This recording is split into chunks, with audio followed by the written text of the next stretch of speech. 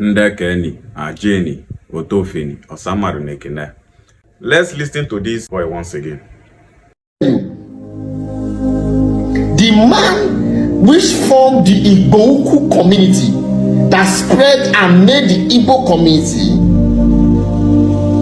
was a great prince and a powerful king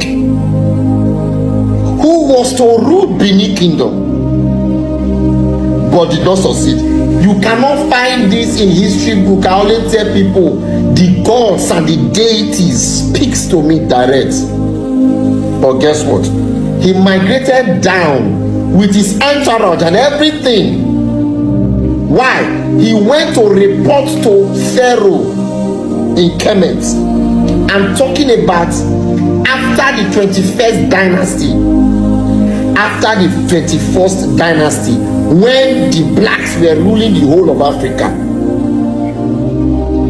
That means after the Romans have taken they took over from Africa. The Romans ruled Africa. Then the African, which is the black, we took over the nation. That was when all of these migrations started happening. Now the man that founded the Igbo went back to Kemet, and they gave him the right to establish his kingdom, despite the fact that Benin were not happy. Benin were saying, why would our son betray us? They allowed him. And the ancestors then made a decree that they will never do anything against the Ukwu people. The Igbo people. Are you getting that? Yes. Yeah. Till today, the Igbos and the Benin people, they can fight and do anything. But the moment it gets to a war that needs to be shedding of blood, it cannot happen. There is never in history that a Benin man killed an Igbo man or an Igbo man killed a Benin man. There will be quarrel. Blood cannot be shed. If it has happened, it will bring calamity to the nation. So you can find out that even during the civil unrest in Nigeria, you could see how the Igbos were trying to make Benin to them, and you think it's a spiritual thing that was happening. If anything make Benin and Igbo land put their hand like this, see my hand, they join their head together, Nigeria will be divided 100%. Because people that actually own the western part of Africa are the Benin Kingdom. There were times that the Ghana were paying homage to Benin. If Yoruba were paying homage to Benin. You know the country called Benin Republic migrated for Benin.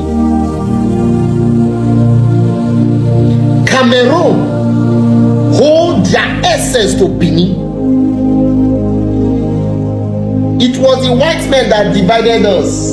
Let the French take Cameroon and Benin Republic and Togo. Then let the white take Nigeria and this thing. But guess what? The Benin did not accept the whites because the whites were hostile. They preferred the Portuguese. But something very common within the African community is that we know how to betray ourselves. The Shekiri betrayed us. The Shekiri betrayed us. That is the reason why the Shekiri. All right, my people, you all have heard what the boy said. Okay, now, according to what he said that Igbo was founded by a Benin prince. So I'm not asking which prince from Benin is that actually. Because we all know that Benin is just 900 years old. He never take away the born Benin. Benin is the great-grandson of Oduduwa. During the time of Igbo, there is no entity in the entire world called Benin. Oromia is the grandson of Oduduwa. And that Oromia gave birth to a son called Eweka, who became the first Oba of Benin. And this happened in the 1200s. That is 900 years ago. Benin just 900 years. So how come the Benin of 900 years give birth to Igbo ukwu, a kingdom that is thousands of years old. Igbo ukwu is older than Oduduwa that gave birth to Bini. Oduduwa, the father of the Yoruba race that brought dynasty to them. Igbo ukwu is older. Oduduwa is just an 1100s figure. Oduduwa is just 1,000 years old. Oduduwa is 1,000 years old. And they never even born Bini during the time of Oduduwa. Igbo ukwu bronze is older than Oduduwa. Igbo ukwu bronze, the bronze head from Igbo ukwu, was dated to be 900 AD, which is about 1,200 years ago. 1,200 years ago. And there is no entity like Bini in the world. So how come did Bini, that is not in existence, give birth to Igbo ukwu that is older than Oduduwa that gave birth to Bini? And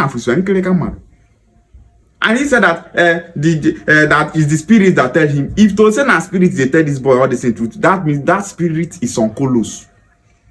And if this is that he said that he's telling all these small children that don't have sense, they will start spreading the wrong information, claiming that Ile Ibinu of yesterday gave birth to Igbo ukwu that is older than the father of Bini. Bini is just a recent tribe. Okay, so he said that if that's why the Bini people, the Igbo, the Biafra agitators are doing everything possible to include Bini in their republic. Let me tell you something. Since the origin of Biafra, they have never added Bini in their map. Biafra agitators did not add Bini in their map. They don't need Bini. Yes, Biafra agitators, they have not for one day said that Bini is their territory. Never. They have never included Bini. Bini, those Bini people are Yoruba people from Ile-Ife. Bini people are children of Yoruba people. Bini is not older than Ile-Ife. How can you be older than your great-grandfather? It's not possible. And he said that Bini people, Bini people have never fought a war with the Igbos, especially the Igbo, that they have not fought a war with Igbo. They anything that will spill blood, they don't do it. Bini does people. You will now start asking yourself, why did the Igbos of Idu ran back from that place and most of them settled in Anyama and other parts of Igbo land? Is it not because of this Bini invasion, Oromian invasion? That is what we call Aga Idu Noba.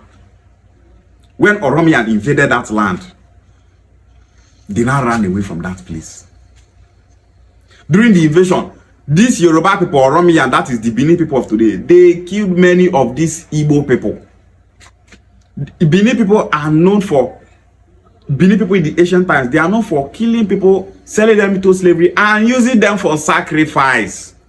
It's being recorded in their history book. Now, Bini history, I tell you so.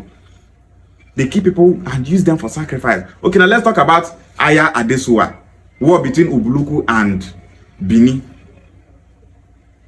Bini invaded Ubuluku, and Ubuluku killed many Bini warriors. Go to Ubuluku, they will tell you the same thing.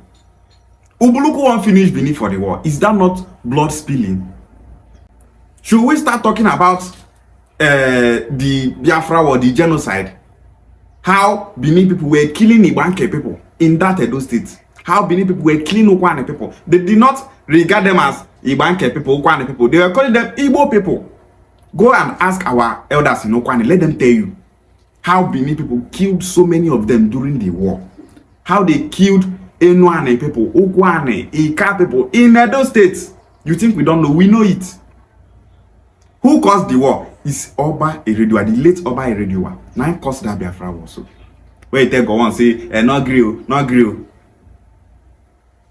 That was how they started killing Igbo people. So this boy is saying that Igbos and Bini are one. We are not one people. Bini people are different from Igbo people. We not be the same people. We Igbos are not known for invasion, invading people, using people for sacrifice. We don't do it. It's you Bini people that were using people for sacrifice since ancient times. Okay, so we are not one people. So stop saying that. Igbo people, they are including Bini in their Biafra. Nobody wants you for Biafra. The Biafra agitators have never included Bini in Biafra. Okay, so stop to dey take something wey go dey scatter your brain. Your brain no strong to dey take all these things wey they take. Just come online, they talk rubbish. Don't you have sense? You don't have sense. You just be coming online to say rubbish. Igbo ukwu are descendant of Bini. Everybody for this one are descendant of Bini. Bini of yesterday. Igbo ukwu Bruns head is older than Oduduwa. When Igbo ukwu Bruns head they never born Oduduwa. Were born both Yoruba and Bini. Okay, so shut up your mouth. You share wale.